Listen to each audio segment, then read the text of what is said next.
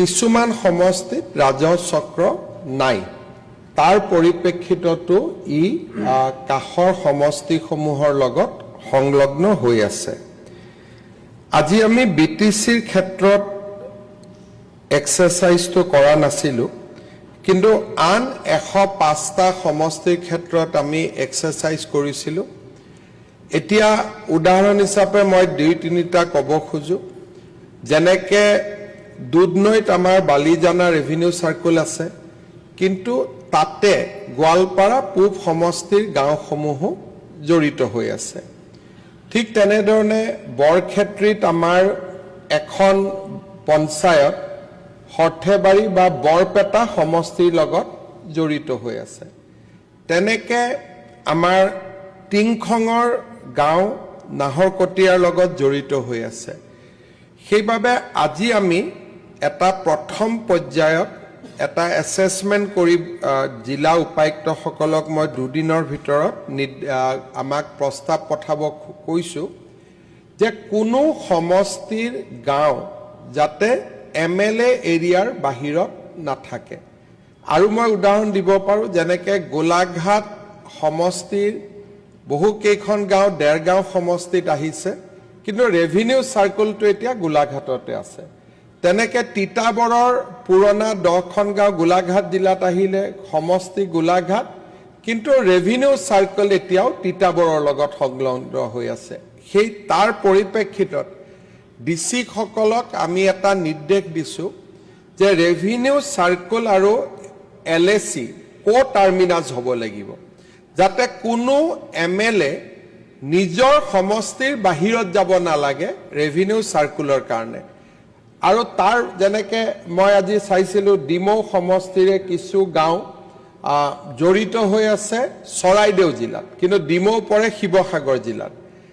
আজিৰ পৰা আমাৰ ডিসি সকলে এই এক্সাৰসাইজটো কৰিব আমি কত ৰেভিনিউ সাৰ্কুল উদ্ৰ নকৰো কৰবাত যদি 3টা আছে 3টাই থাকিব 2টা আছে 2টাই থাকিব মাত্ৰ গাঁও বিলাক ট্ৰান্সফাৰ হ'ব এক মিনিট মুখ্যমন্ত্ৰীয়ে কথা কৈ থাকিলে ইউজুৱেলি মানুহে মাজত মাত নিদিয়ে তাৰ পিছত এতিয়া তাৰ পৰিপ্ৰেক্ষিতত আপোনালোকৰ যদি কিবা বক্তব্য থাকে আপোনালোকে ডিসি সকলকো দিব আৰু যিকেটা সমষ্টিত এটাও ৰেভিনিউ সাৰ্কুল নাই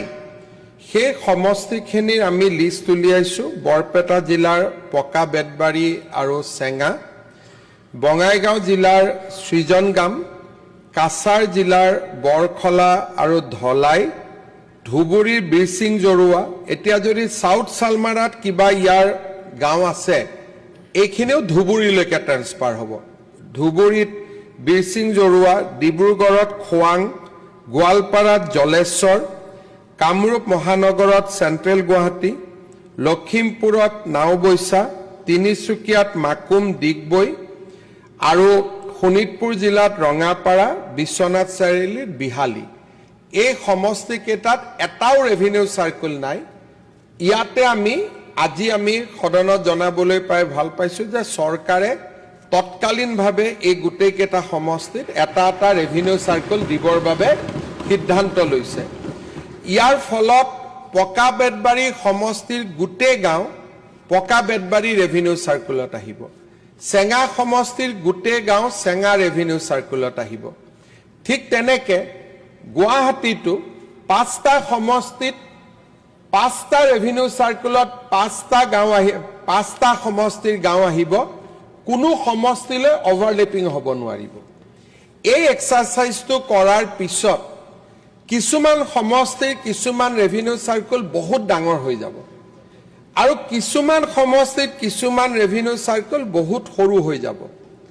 তাৰ পিছত আমি নেক্সট এক্সাৰসাইজটো কৰিম যাতে সমষ্টিৰ ভিতৰতে সমানুপাতিকভাৱে গাঁওসমূহ প্ৰতিটো ৰেভিনিউ সাৰ্কুলত ভগাই দিয়া যায় আমি কোনো সমষ্টিৰ পৰা কোনো ৰেভিনিউ সাৰ্কুল উদ্ৰ নকৰো কিন্তু তাৰ পিছতো জোনাইদৰে সমষ্টিত আমাক ৰেভিনিউ সাৰ্কুল আৰু ক্ৰিয়েট কৰিব লাগিব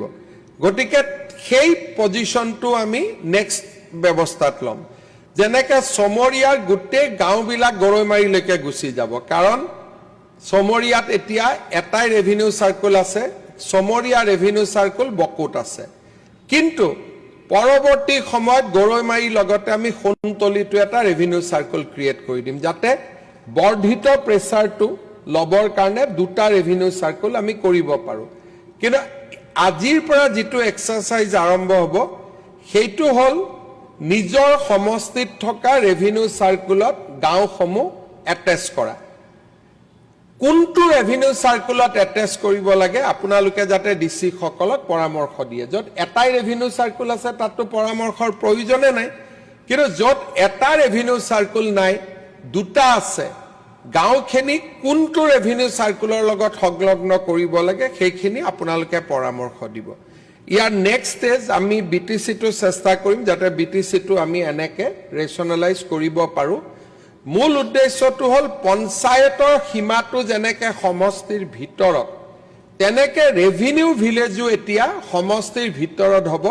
যাতে সমষ্টিৰ বাহিৰৰ সাৰ্কেল অফিচাৰৰ তাতে সমষ্টিৰ মানুহ বা সমষ্টিৰ বিধায়ক যাব নালাগে বানপানীৰ পৰিপ্ৰেক্ষিতত এটো খুব ইম্পৰ্টেন্ট কাম সেইকাৰণে আমি এই সপ্তাহতে প্ৰথম পৰ্যায়টো শেষ কৰিম দ্বিতীয় পৰ্যায়ত সমষ্টিৰ ভিতৰত গাঁও ভগোৱা কাম আৰম্ভ কৰিম আৰু দ্যাট প্ৰসেছত যদি কৰবাত আমাক নতুন ৰেভিনিউ সাৰ্কেল লাগে আমি ক্ৰিয়েট কৰাৰ ব্যৱস্থা কৰিম মই ভাবিছো যে কথাখিনি মই সদনক জনাই থৈছো কাৰণ কালিৰ পৰা সদন 7 দিন নাথাকিব আৰু এই 7 দিনতে এই কামখিনি আমি শেষ কৰিম মই পুনৰ এবাৰ এটো নিশ্চিতভাৱে আমাৰ বহু কেজন বিধায়কৰ বাবে এটো এটা ভাল খবৰ কোনেও দাবী কৰা নাছিল আমাৰ এতিয়া কোনোবা নাওবৈছা সমষ্টিতে জেপিত আছে কৈ দিব যে মই দাবী কৰাৰ কাৰণে কৰিলে এইবিলাক কথা যাতে কোনেও নকয় কাৰণ মই জানো যে আমি কৰি দিয়া কামবিলাক পিছত কোনোবাই কয় যে ৰাইজে দাবী কৰিছিল বহুত জায়গাত মই ইমান দিন ৰাজনীতিত থাকো কত ৰাইজৰ দাবী নুশুনো আমি নিজে নিজে গৈ পেলাই মেডিকেল কলেজ দিও পিছত কয় যে নহয় না এটো ৰাইজেও দাবী কৰিছিল গতিকে ইয়াত কত দাবী নাই এতিয়া মই আকৌ এবাৰ কৈছো যে তৎকালীনভাৱে পকা বেদবাৰীত বিধায়কে দাবী নকৰাকৈ সেঙাত বিধায়কে দাবী নকৰাকৈ সৃজনগামত বিধায়কে দাবী নকৰাকৈ বৰখলা ধলাইত বিধায়কে দাবী নকৰাকৈ বিৰসিং জৰুৱাত বিধায়কে দাবী নকৰাকৈ খোৱাঙত দাবী নকৰাকৈ গোৱালপাৰাত জলেশ্বৰত দাবী নকৰাকৈ কামৰূপত সেন্ট্ৰেল গুৱাহাটীত দাবী নকৰাকৈ লখিমপুৰত নাওবৈছাত দাবী নকৰাকৈ তিনসুকিয়াত মাকুম ডিগবৈত দাবী নকৰাকৈ ৰঙাপাৰা বিহালীত আমি দাবী নকৰাকৈ ৰাইজৰ সুবিধাৰ প্ৰতি লক্ষ্য ৰাখি এটা সাৰ্কেল অফিচাৰ আমি সাৰ্কেল অফিচ আজি আমি ঘোষণা কৰিছো ধন্যবাদ